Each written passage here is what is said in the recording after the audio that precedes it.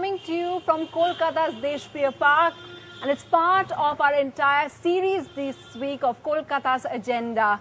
Today we're going to talk about a unique campaign. Monideepa? That's right. That was one of her first promises after she became Chief Minister in 2011, that Kolkata would be like London. But can it be London? Writer Amit Chaudhuri, who is with us over here, has a different point of view. He feels Kolkata should be uniquely Kolkata. Can he pull it off? He's running a campaign, but that's the question. First, we'll introduce you all to our panelists here, but let's just take a look at what Amit Chaudhuri is trying to say.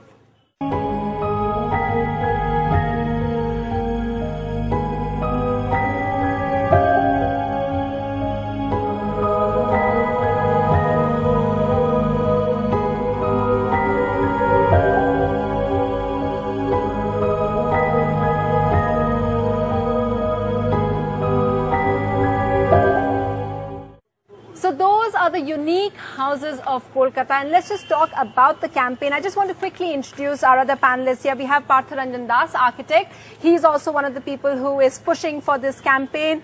Abhiroop Sarkar, he's chairman of the West Bengal State Finance Commission, and also to give us everyone's point of view, we have a well-known stand-up comic here, Anirban Das Gupta, joining us as well. So first talking point really is, can Kolkata ever be London? Amit Chaudhuri, is this something that the city should aspire to? Aspire to being London? I mean, that's a meaningless statement, and I don't know if Mamata Banerjee meant something quite as meaningless as she seemed to have meant. She quickly, at that time, clarified that what she meant was both cities, London and Calcutta, are cities that have a river, an important river running through them, and that she wanted to do something with the riverfront.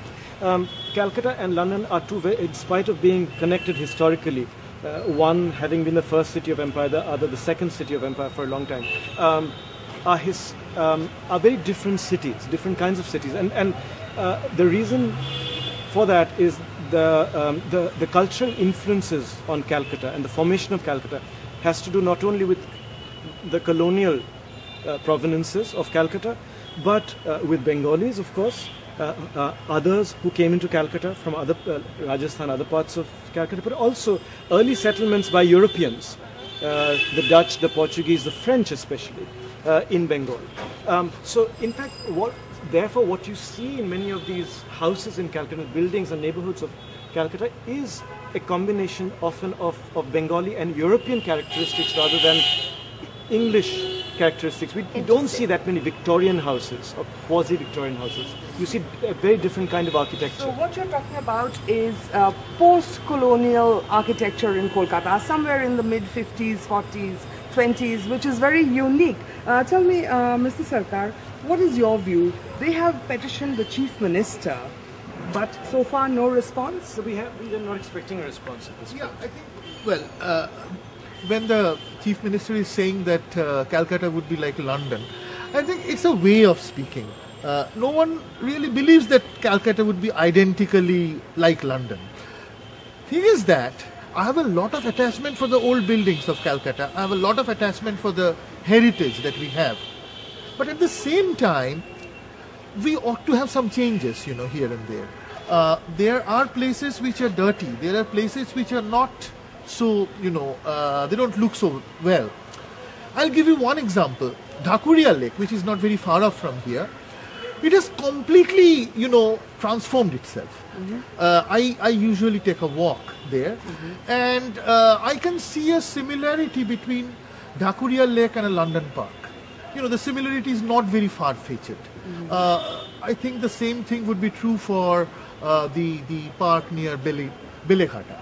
So it's not, we won't be quite like London, but there are places which can be facelifted, which can look better. And the Chief Minister is also thinking of setting up a Calcutta Eye, like London Eye, on the bank of the river. Right now, as far as I know, it has some environmental, issues. It has got stuck there. But these are things I think that is important. If our city looks, beautiful, we should all be proud of it. And the city is really looking beautiful. It has started to look beautiful. That's where I want to perhaps bring in Partha Ranjan Das, where part of the thing where London, if you just look at, is that they have maintained their houses and the exterior of their houses. And I think what you're fighting for is that there is nobody looking out for them, because you say that the Heritage Commission also can't be doing that. So do you think that's something that Mamata Banerjee needs to focus on much more? Yes, definitely. I mean, we had proposed from the West Bengal Heritage Commission that we introduce something which is called the TDR, or Transfer of Development Rights. Transfer of Development Rights, or TDR, is a tool which allows house owners and plot owners to retain their house, maintain their building, and yet exploit the buildability of their plots. So it is selling their building rights to other developers, to other agencies. So if we are able to introduce that, it is already there in several other places. It's there in Bombay and maybe other cities as well. And but their house stays the same, it stays there. Yes, yes. The condition is that that building has to be maintained and retained as it is. Okay. And the building rights or the development rights are being sold to any developer or to anybody. Even it can be sold to the government if government wants to make a building. Talking about developers, I mean, from what Amit Chaudhuri is campaigning for, they seem to be enemy number one. Am I right, Amit? No. Developers and development is needed in Calcutta. You don't destroy an existing architectural legacy in the interests of development. You develop where there's nothing. You build Dallas on a desert space because there's nothing there. You don't destroy, let's say, Paris or New York to create Dallas. Okay. I think this is a good time to go across to some developers and an architect who hold a slightly contrary view. Debashish, if we could take your views on this. See, what Mr. Chaudhuri said, fine, go ahead with keeping those old buildings. Did you tell me something? We have this socio-economic condition where the house owner for the generation has a multiple number of people living into the house, and we need space. They cannot meet the everyday expenditure. How do you expect those kind of people to retain those kind of mansions, havelis, and carry on the legacy? Yeah, I'll tell you an example. We have these vintage car rallies. We love to see those vintage car rallies once in a year.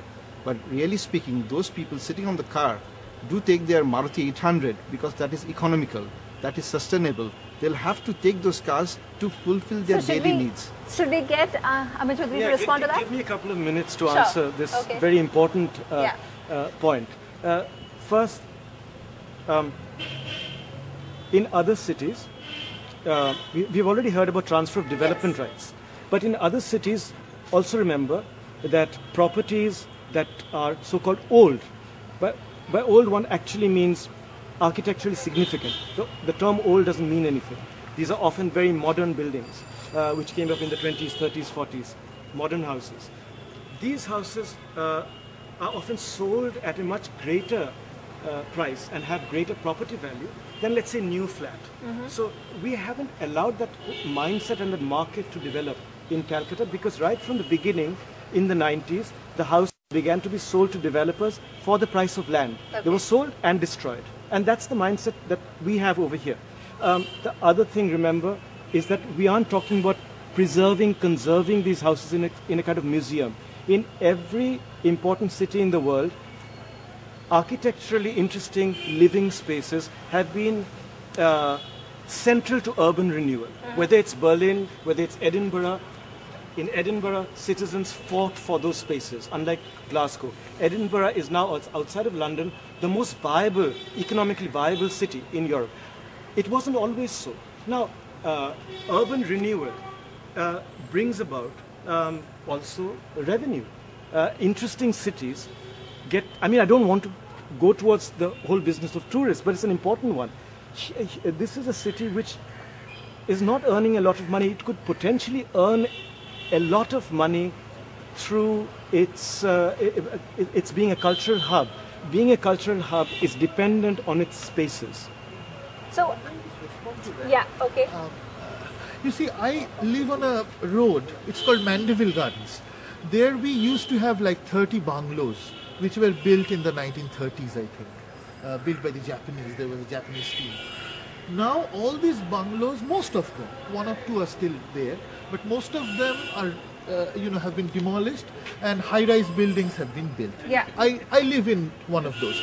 Now it really makes space for a lot of people. There is a lot of population pressure on Calcutta. It's not like Edinburgh or even London. No, again, I have to respond. Basically, to you're saying, is it too indulgent to? No, Yes, can no, we I don't think afford so. that, really? No, I don't think so, because all cities are extended outwards. Secondly, a lot of property is being fueled by speculation. Only very few people can afford those houses in Mandeville Gardens and Baliganj, where these new houses are coming up. They're very, very expensive flats. They're being fueled by speculation. Not every house owner in Calcutta, and now I know this because of the momentum of this campaign, is selling because of economic need, but sometimes they're being badgered by developers and promoters to sell. At other times they're doing it because the houses are a liability. So perhaps it's the right time to speak to homeowners themselves. Sandeep Roy, author and journalist, you had a property like that. Why did you feel the need to sell it? Well, the property, the ancestral house that I grew up in is actually about 5 minutes from here, and I was born there, and it's not something we would consider heritage right now. For us it was a fairly nondescript South Kolkata house. But I lived abroad at that time. My mother and sister were here after my father passed away. Even though we had a great attachment to the house, it didn't seem fair that, my nostalgia for red oxide floors or green French windows should trump the pressures of leaking ceilings and silverfish that it became impractical. And so it became the practical thing to do. But I think the point is that at that time, it felt like that was the only option that was out there, that was presented to so-called promote the building by actually demoting it in culturally. So we did that because we didn't feel like there were many other options. But now when you look at the street that we lived on, you can feel a certain loss in actually the very character of the neighborhood. We had rocks or front porches in which people would sit, and so it was like the street looked outwards. Now we have flats which have gates that shut, and there are no rocks or front porches that people sit on. So the entire nature of the community itself has changed unalterably. And you wanted to buy something like that, right? That's what I'm told, Rishi. Yes, of course, because I'm a designer by profession, and when I see, I create clothes, and when I see these buildings all around Calcutta, I feel ki it is beautiful is not the word, and when I see them coming down, I really feel disturbed that why are people doing this? If they at all want to change this, and let the exteriors, the exterior be the same. You want to change from inside, you can do changes.